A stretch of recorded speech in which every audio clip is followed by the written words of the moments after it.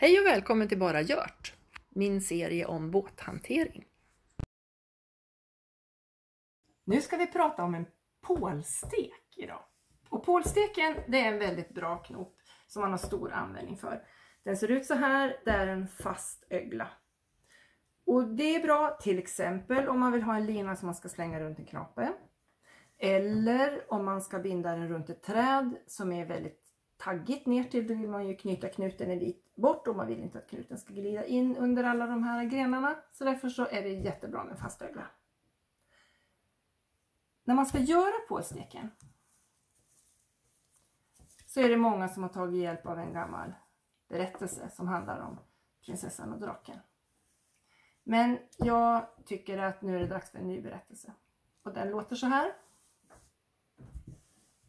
Först börjar vi med att tänka, var ungefär ska våran ögla vara? Hur stor ska öglan vara?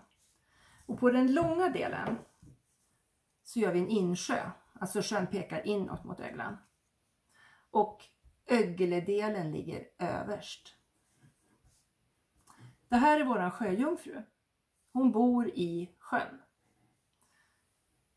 Hon kikar upp, spanar runt, letar efter en prins. Och här hittar hon honom. Hon fångar prinsen, dyker ner igen i sjön, försöker få med sig prinsen, men han kämpar emot.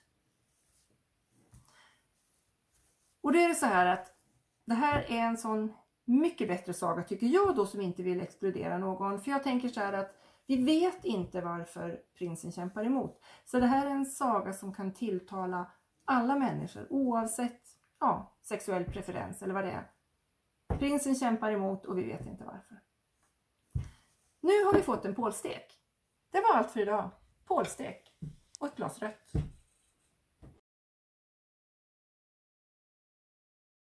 Här har vi ett dubbelt halvslag. Och det är standardknopen för att förtöja sin båt. Det är en jättevanlig knop. Och då när man ska göra den, då gör man så här. Det är alltså 2 öglor som är vridna åt samma håll. Så att om jag nu tar ett tag i mitt snöre, lägger vänster hand över höger, så får jag en ögla som jag lägger runt stolpen. Så tar jag ett nytt tag, lägger vänster hand över höger och får en till ögla som jag lägger på. Och tittar vi nu på den här knuten hur den ser ut, så ser ni att det går en diagonal över. De här 2 linjerna kommer ut åt varsitt håll och det går en diagonal över. Så ska den se ut när den är rätt gjord. Det går att göra det dubbla halvslaget fel och då ser den annorlunda ut. Men det här är det rätta. Ja, nu ska vi göra ett dubbelt halvslag på riktigt. Ännu riktigare än vad vi gjorde nu.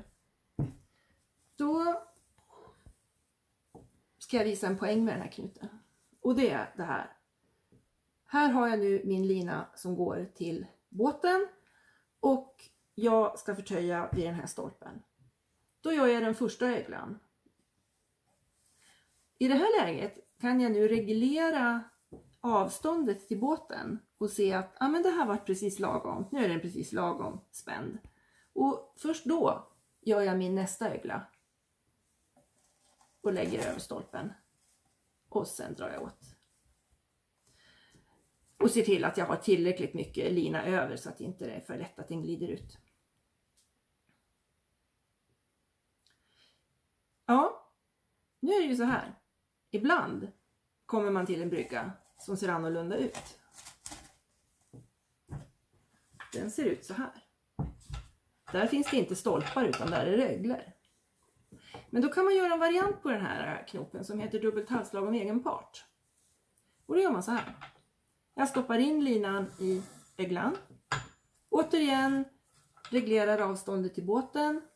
Och nu ska jag göra mina 2 öglor som alltså ska vara vända åt samma håll. Men i det här läget så är de runt det egna snöret och inte runt till exempel en stolpe på båten.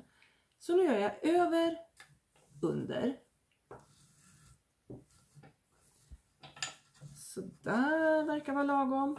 Och så en gång till. Över, under. Och så drar jag åt mitt snöre. Och som ni ser, nu har det blivit samma knop här. En lina som går ut åt varsitt håll och en diagonal över. Så här är nu mitt dubbla halvslag om egen part. Och då skulle jag kunna berätta, ni har ju nyss lärt er hur man gör en pålstek. Och de är två knopar med lite olika egenskaper. Det dubbla halvslaget och pålsteken. Pålsteken, som ni minns, den blir en fast ögla. Och pålsteken under belastning går inte att öppna. Så har man förtöjt vid ett träd med en pålstek och det blåser väldigt hårt nästa dag, då kan det vara svårt att få upp den. Den här får man upp även under belastning, alltså det dubbla halvslaget. Å andra sidan, pålsteken kan vara en bättre knop att använda om man ska knyta fast någonting som kommer att röra sig mycket. Till exempel knyta fast ett skot vid seglet som håller på att fara runt. Då är det en mer hållbar knop.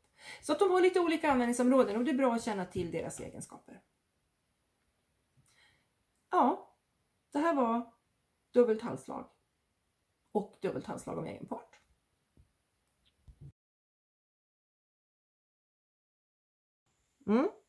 Det här är en skotstek och det är en lina som är bra för att skarva eller en knut som är bra för att skarva två linor.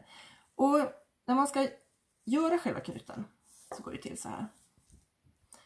Jag tar den ena linan, viker den så det blir en bukt. Den andra linan kommer upp genom öglan. Går runt båda två här i basen av bukten. Jag lyfter här och stoppar in änden. Och då har jag fått en skotstek. Nu ska jag visa er en grej. Här har vi en pålstek. Nu lägger jag pålsteken bredvid. Ser ni att det är två precis likadana knutar? Att själva knuten så att säga är precis likadan. Jag kan vika ut den där lite mer så syns det tydligare. Och så vänder vi på det och så ser man att det ser precis likadant ut åt det hållet också. Kolla om det stämmer. Ja, det är precis likadant från det hållet också.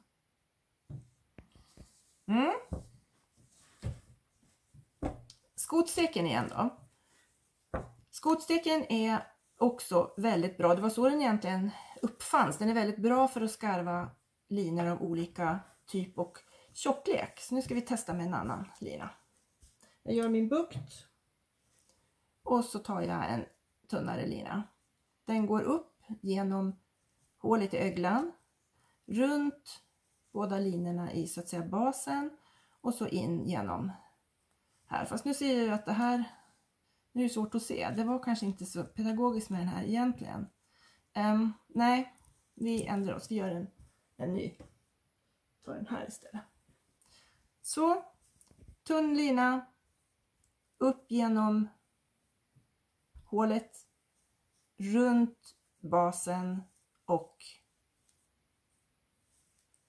under den linan så. Och nu drar jag åt den och det här funkar om inte det är allt för stor skillnad i grovlek mellan linorna.